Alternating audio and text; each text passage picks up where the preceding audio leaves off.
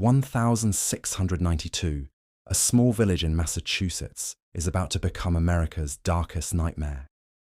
Two young girls scream, twist, and claim invisible hands are attacking them. Suddenly, neighbors turn on neighbors, friends accuse friends, and fear spreads like wildfire. Witches, or just lies. People are arrested, jailed, even hanged, all based on fear, suspicion, and the words of children. This is the true story of the Salem Witch Trials. Stick around, because the horrors you'll see are real and the lessons unforgettable. In early 1692, the small village of Salem, tucked deep inside the cold lands of colonial Massachusetts, looked peaceful from the outside. Snow-covered roofs, smoking chimneys, and quiet farms made it seem like a place where nothing unusual could ever happen. But beneath this calm surface, fear, suspicion, and old grudges were waiting like sparks inside dry wood. It only needed one flame to turn everything into a wildfire. And that flame arrived in the form of two young girls. The story begins in the home of Reverend Samuel Parris. His daughter, Betty Parris, only 9 years old, and his niece, Abigail Williams, 11, suddenly began acting strangely.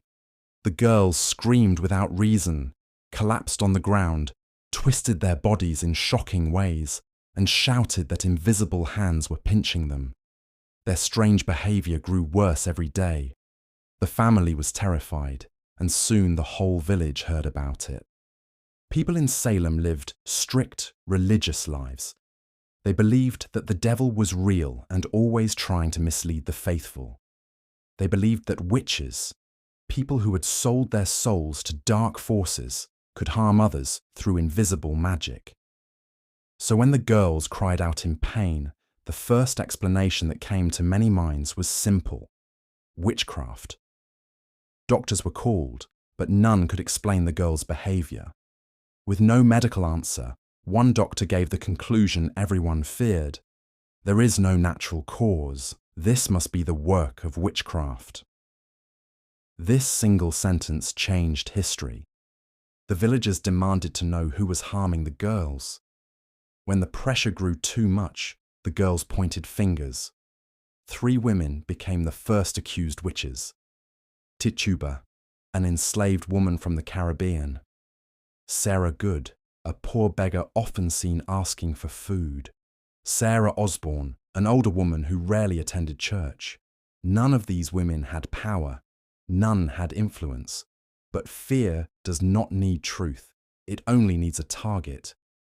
Tituba, frightened and tortured, finally confessed.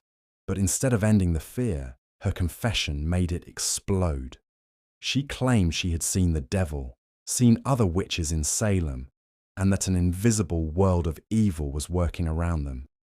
The villagers gasped, prayed, and trembled. If what she said was true, then witches were everywhere. The idea spread like poison. Suddenly, anyone could be a witch: your neighbor, a friend, or even a family member. Old fights, land disputes, jealousy, and personal grudges were wrapped inside claims of witchcraft. People used accusations as weapons. The fear became uncontrollable. The accused were chained, marched to jails, and questioned for hours. Some were beaten or pressured to confess. Others stayed silent, believing that truth would protect them. They did not realize that in Salem during 1692, innocence did not matter. What mattered was accusation. As the panic grew, more young girls joined Betty and Abigail. They screamed in court, pointed at invisible spirits, and fell to the floor pretending to be attacked. Their words became unquestionable. If a girl said she saw a person's spirit harming her, the court believed it, even if there was no proof at all. And so the village that once looked peaceful became a place where neighbors watched one another with fearful eyes. A simple knock on the door could mean arrest. a whispered rumor, could destroy a family forever. By early spring, dozens were jailed. Children cried for their mothers. Husbands begged judges for mercy. But the trials continued. What started with 2 girls changed the lives of hundreds, and the darkest days were still ahead. If you enjoyed the story, don't forget to like, comment and share. Subscribe now to get more true and inspiring stories right on time. By the summer of 1692, Salem was no longer just a village.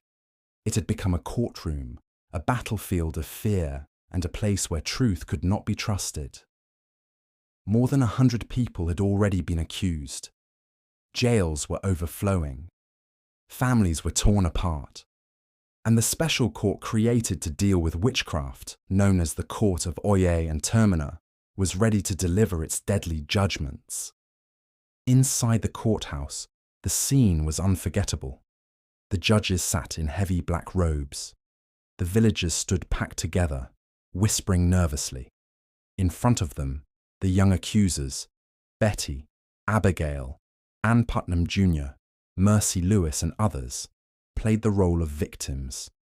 They screamed, cried, and shook violently whenever an accused person looked in their direction. Their reactions controlled everything. One of the first to face trial was Bridget Bishop, a woman known for her bold personality and bright clothing, unusual for the strict society of Salem. The girls claimed her spirit attacked them. No solid evidence was presented, yet the court believed the girls. Bridget Bishop was found guilty and became the first person hanged during the Salem Witch Trials. Her death opened the floodgates. More trials followed. Rebecca Nurse, a respected elderly woman known for kindness, was accused because of old family tensions. Hundreds signed a petition supporting her innocence, but the court ignored it. The girls fell to the floor screaming when she entered the room. That was enough. Rebecca Nurse was sentenced to death. John Proctor, a strong farmer who openly criticized the trials, soon found himself accused as well. His bravery threatened the accusers. His resistance made him a target. Even his wife, Elizabeth Proctor, was arrested, despite being pregnant. The trials had turned into a weapon. Anyone who questioned the court became suspicious. Anyone who spoke against the girls risked being accused. Even church members, soldiers, and respected citizens were not safe. And then came the most shocking case of all, Giles Corey, an elderly man with a strong will. He refused to confess, refused to lie, and refused to fear. When the court demanded he plead guilty or not guilty, he stayed silent. For this, he was punished by a horrific method: pressing. Stones were placed on him, one by one. His chest crushed slowly under the weight. Witnesses begged him to give in, but Giles only spoke 2 words: more weight. He died without giving the court the satisfaction of a confession. By autumn, the executions reached 19. 1 man had been crushed. Many others waited in jail. Children cried for their parents. The jailers could barely keep up with the number of prisoners. But slowly, people in the colony began to see the truth. Something was terribly wrong. How could so many respected people suddenly be witches? Why did the accusations always come from the same group of girls? Why was there no real evidence? Doubts grew. The turning point came when the governor's own wife was accused. Suddenly, the government realized the trials were out of control. The Court of Oye and Termina was shut down. A new court was formed, one that required real evidence, not invisible, spectral testimony. Almost overnight, everything changed. Without the girls' dramatic performances, most cases fell apart. Many were released. Others had their sentences cancelled. The colony finally admitted the truth. A terrible mistake had been made. But for the families of those who died, the pain never went away. Years later, the government apologized. Compensation was given to some families. But no apology could erase the memory of the gallows, the crushing stones, or the cries inside the courtroom.